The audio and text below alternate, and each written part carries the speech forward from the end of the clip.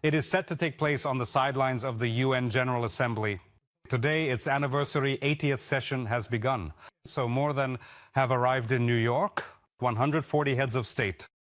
Zelensky arrived the day before and has already held a number of meetings, including with the president of Kazakhstan, Kassym-Jomart Tokayev, the managing director of the International Monetary Fund, Kristalina Georgieva, and Patriarch Bartholomew.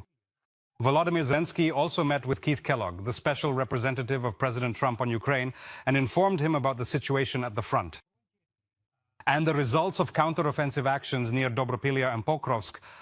They discussed cooperation in the defense sector, in particular the production of drones and the procurement of American weapons, which Ukraine has proposed to the United States.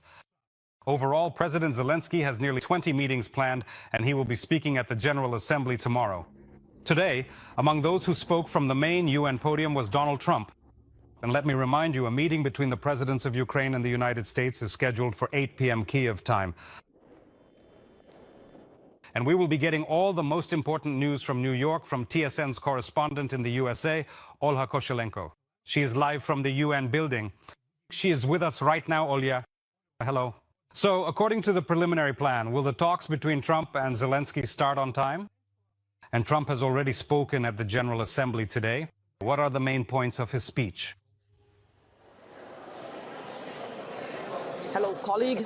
Instead of the 15-minute limit set by the UN General Assembly protocol, Donald Trump spoke from the podium for an hour. So the schedules of all the other leaders who were present in the hall during his speech have now shifted. And it's hard to predict whether, for example, the Trump-Zelensky meeting will start on time. The speech of US President Donald Trump often sounded, I would say, like a cold shower, both for the UN as an organization and for the member countries. It all started with Trump's teleprompter not working, from which he was supposed to read his speech. And the US president said that all the UN gives him is a broken teleprompter and obstacles when it comes to resolving international conflicts. He claimed that he had already stopped 7 wars, while the UN did nothing, not even a single phone call, as he put it, to help. Trump also expressed dissatisfaction with the countries that unilaterally recognize the state of Palestine, calling it a reward for Hamas. Let me remind you that both the UN Secretary General himself and a number of leading world powers have recently taken this step and recognized the state of Palestine. As for the Russian war, the main messages from the US president regarding Ukraine were as follows. Russia hoped to win the war in 3 days, but has been fighting for 3.5 years, which does not do it any credit. The US is ready to impose tariffs on buyers of Russian oil, but only if European countries do the same.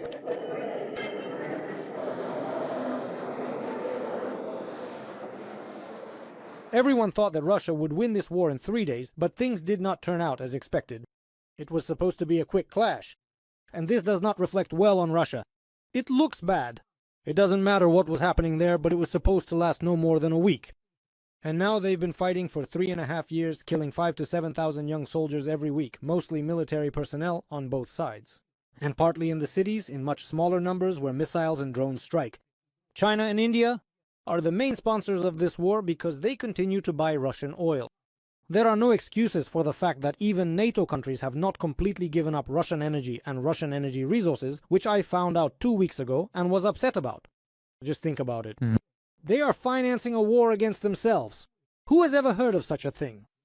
If Russia is not ready to make a deal to end the war, the United States is fully prepared to impose new, very powerful tariffs, which will stop the bloodshed very quickly. But for these tariffs to be effective, European nations, you who are gathered here now, must join us and also implement corresponding measures. And the meeting of the coalition for the return of Ukrainian children has just concluded. Literally just now the Ukrainian delegation walked by here in the corridor. Volodymyr Zelensky and Canadian Prime Minister Mark Carney, together with their wives, presided over this meeting. This coalition has brought together 40 countries from around the world, united by the idea of helping to return Ukrainian children abducted by Russia to their homes. As the president of Ukraine said at the opening, thousands of our children have been abducted since the start of the full-scale invasion. Lists have been handed over to the Russians, but Russia is doing almost nothing to bring them back. Only 1,625 children, according to Zelensky, have returned home. So the pressure needs to be increased. And it is symbolic, as the president of Ukraine noted, that the International Criminal Court has opened a case against Putin and his accomplices precisely for this, for the abduction of Ukrainian children. During negotiations in Turkey, we gave the Russians a list of 300 Ukrainian children. This is only a small part of those whom Russia has abducted. And Russia has done nothing, not even provided any information. It gives this information neither to us nor to international organizations. I urge you to join the effort so that we can return and reintegrate these children, and put pressure on Russia to make it happen. And the UN must once again emphasize that this crime must be stopped. The children must return home. So right now we are waiting for the meeting to begin. Trump and Zelensky, let me remind you, at the start of this event, only statements from both presidents are scheduled. However, as is his custom, the US president may allow journalists in to ask questions, as he usually does. It's been just over a month since the previous meeting between Trump and Zelensky, let me remind you, and the topics for discussion remain the same. The President of the United States only threatens to impose sanctions against Russia, as he did today, for example, from the UN General Assembly podium, but only if Europe does the same.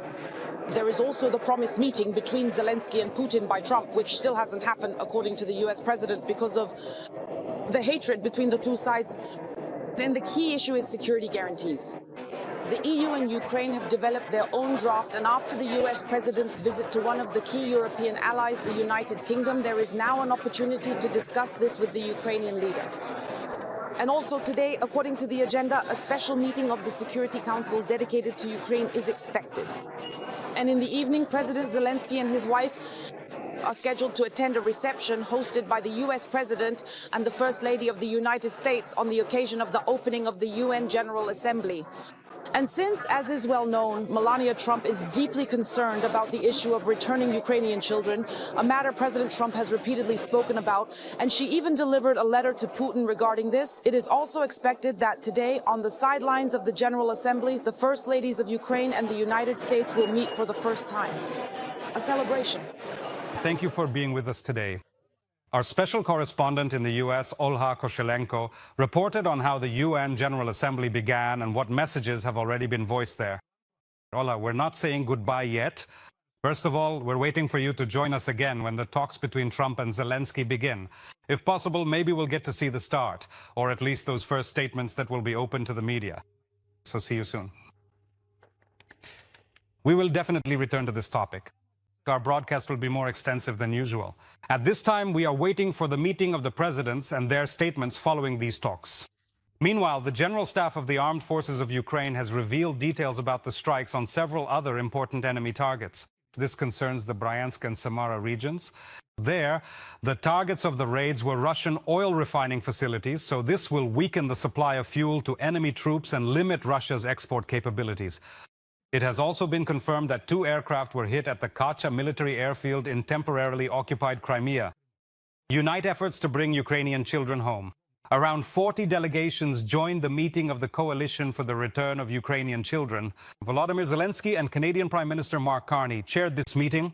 Together with their mothers, as the President of Ukraine emphasized, thousands of our children have been abducted since the beginning of the war. And Russia first deprived them of their homes, deported them, and now is trying to take away everything from them, from their memories to their national identity. The president pointed out symbolically that the criminal case against Putin and his accomplices was opened by the International Criminal Court specifically for crimes against children. However, despite international pressure, only 1,625 children have been returned to Ukraine, so Volodymyr Zelensky called on the world to unite its efforts. During negotiations in Turkey, we gave the Russians a list of 300 Ukrainian children.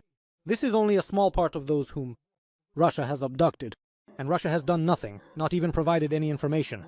It gives this information neither to us nor to international organizations. I urge you to join the efforts so that we can return and reintegrate these children and put pressure on Russia to make it happen. And the UN must once again emphasize this. The crime must be stopped. The children must return home. So the meeting of the Coalition for the Return of Ukrainian Children abducted by Russia is still ongoing. It began under the chairmanship of Volodymyr Zelensky and Canadian Prime Minister Mark Carney, with both Volodymyr Zelensky and their wives presiding together. It is now 8 p.m. It was at this time that the meeting between President Zelensky and Trump was supposed to begin. But as we mentioned at the start of the broadcast, it might be delayed because the American leader, instead of the allotted 15 minutes, spoke from the podium at the General Assembly for an hour today. As a result, the schedules of all the other leaders who were present in the hall during his speech were shifted accordingly. And it's hard to say whether the meeting between Trump and Zelensky will start on time. The speech of the U.S. president began with Trump's teleprompter not working, from which he was supposed to read his address. He said that all the UN gives him is supposedly a broken teleprompter and obstacles when it comes to resolving international conflicts. He claimed that he has already stopped 7 wars while the UN has not. Nothing, not a single phone call to help. Trump also expressed dissatisfaction with the countries that unilaterally recognize the state of Palestine, calling it a reward for Hamas. Let me remind you that both the UN Secretary General himself and a number of leading world powers have done this in recent days. As for Russia's war against Ukraine, the main messages were as follows. Russia hoped to win the war in 3 days, but has been fighting for 3.5 years, which does not do it any credit. The U.S. is ready to impose tariffs on buyers of Russian oil, but only if European countries do the same. So let me remind you that at 8 p.m. we were expecting a meeting between the American and Ukrainian presidents. We continue to wait. TSN correspondent Olga Koshelenko is working on the sidelines of the General Assembly. As soon as we do, we'll get a signal from her. For now, here's a live signal. These are the UN corridors. That's where things stand for now. As you can see, it's empty. Perhaps this is where the presidents will speak to the press before or after their meeting. We hope to see all of this live in this edition of TSN, so stay with us. We have information that the president of Ukraine, at least Volodymyr Zelensky, has already set out for his meeting with Donald Trump. So obviously it will begin soon.